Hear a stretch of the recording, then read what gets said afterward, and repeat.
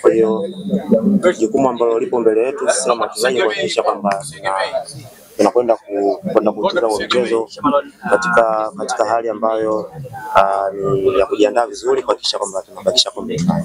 Mpaka tunapozungumza bado kuna siku mbili. Tuambie hali yenu kuelekea hiyo siku ya Jumapili.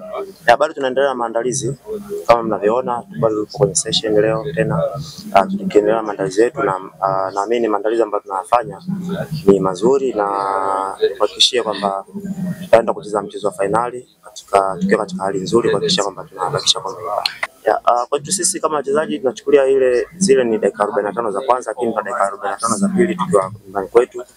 Wenzetu walikuwa na mchezo mzuri sana kwao, lakini tunafahamu mtu akiwa kwao siku zote anasema mchezo kwao utunzo. Kwa wenzetu walikuwa na kila sababu na kila kitu cha katika ardhi yao kuhakikisha kwamba wanapata matokeo mazuri, na so far mchezo ule tulimaliza kupoteza, lakini safari hii na sisi tuko nyumbani kuhakikisha kwamba tuna kila kitu chetu, na naamini na maandalizi ambayo tunafanya na support ambayo tutaipata kutoka kwa wana Simba, lakini kwa Tanzania kwa ujumla, naamini tutafanya vizuri katika finali. Ina maana kubwa, ina maana ni uwanja wenye baraka kwetu, lakini pia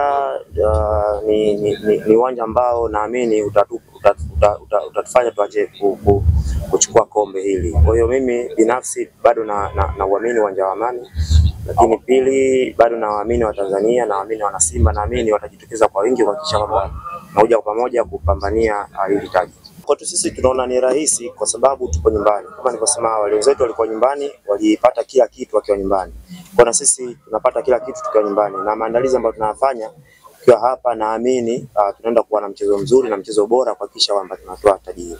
Focus yetu kubwa ni kuhakikisha kwamba tunafanya vizuri katika mchezo huo wa pili, kwa sababu mchezo wa kwanza tuliweza kupoteza. Kwa mchezo uko mbele yetu ni mchezo wa pili ambao ndio unaamua hatima ya kombe hili. Kwa hiyo benchi la ufundi wanaendelea kutuelekeza yale mazuri ambayo tunayafanya, lakini pia yale makosa ambayo tumefanya tusiweze kujirudia, na kuhakikisha kwamba tunafanya vizuri katika mchezo huu.